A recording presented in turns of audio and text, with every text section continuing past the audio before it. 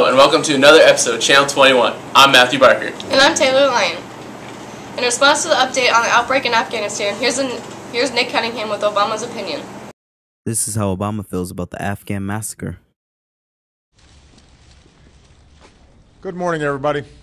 What I've made to President Karzai when I spoke to him is that the United States takes this as seriously as if it was our own citizens and our own children who were murdered. The killing of innocent civilians is outrageous and it's unacceptable. It's not who we are as a country, and it does not represent our military. I can assure the American people and the Afghan people that we will follow the facts wherever they lead us, and we will make sure that anybody who was involved is held fully accountable with the full force of the law.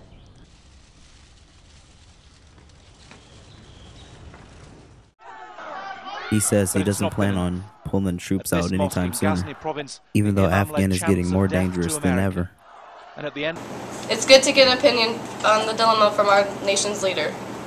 Now to Amy Frost with some information on FEMA and why they refused funding for Harrisburg tornado damage that ripped through the town on February 29th. What Mother Nature tore down, the federal government is now refusing to help build back.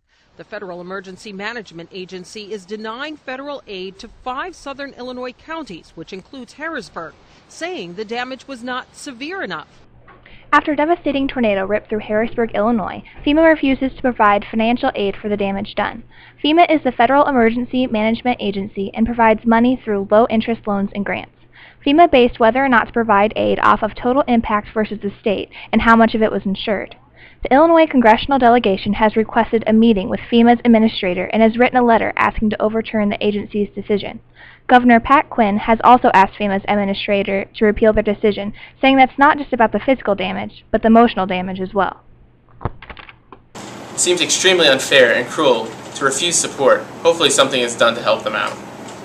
Let's head to Rance Boyles for an update on the NCAA basketball teams. Alright, y'all. For everybody out there who does not know what the tournament is, here it is for you. The top 64 teams throughout the whole country go head-to-head and battle it out to see who is number 1 in the country. Seems easy, don't it? Not really. There are some good setups out there this year. So, I took a poll of 20 random people and asked them who they think is going to win the whole thing. This is what I got. 45% said Syracuse, 20% said Michigan State, another 20% said North Carolina, and the last 15% said Florida State. But, do you guys think that they're right? Go ahead, watch the games, and find out. Alright guys, that's it for me this week. Don't forget to fill out your brackets, watch the games, and have fun with it. Tune in tonight for round 2 of the NCAA tournament. Now to John Beverman with a story about the new parks that are going to be built in Lincoln. Let's check it out. Are you tired of the same old parks you drive by every day? Do you wish there was somewhere new you could take your family to? Well, Apex has proposed a new plan for a park that's going to be built where Abraham Lincoln Memorial Hospital once stood. The hospital itself actually donated the property to Apex.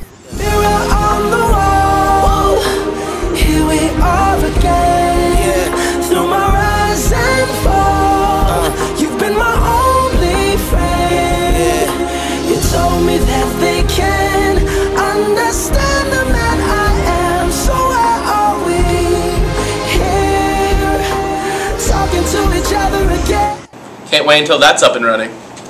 Let's check out the movies playing at the Lincoln Theater 4.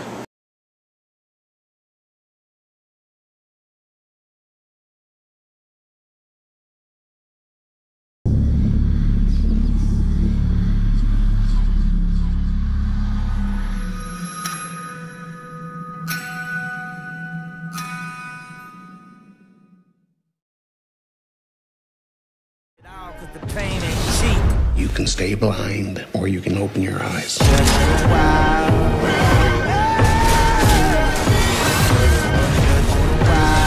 I'm taking you in. I want you to take me in.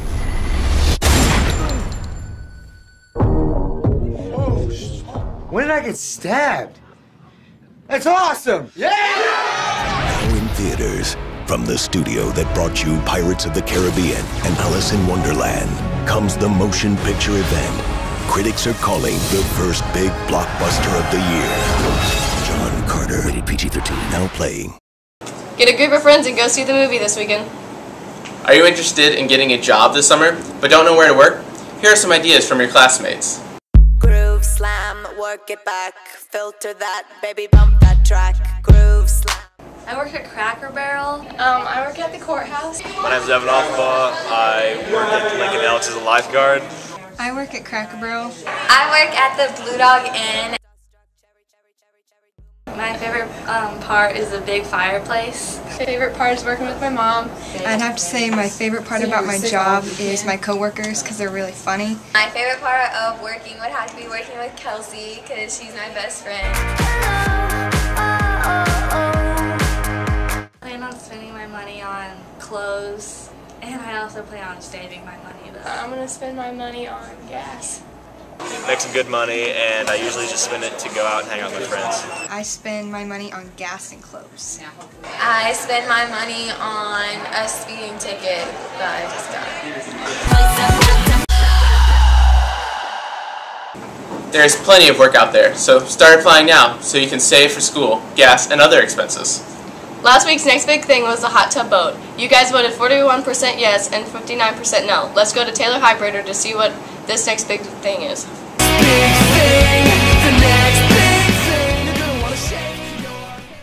Last week's big thing was the hot tub boat. 40% of you said it would be the next big thing. 60% of you said no. This week's next big thing is Draw Something. It's an app for your iPhone or Droid.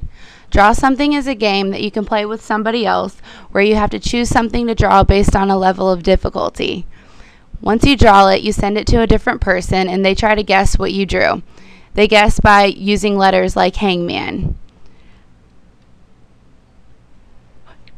Will Draw Something be the next big thing? Go to www.lchs.k12.il.us and vote today.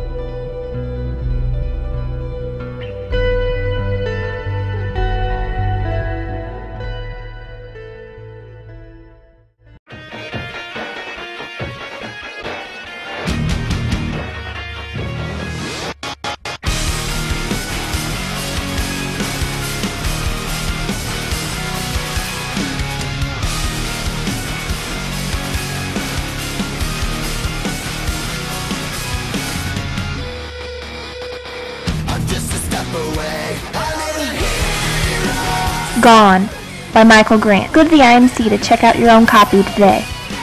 Go to lchs.k12.il.us to vote and see if Draw Something is the next big thing.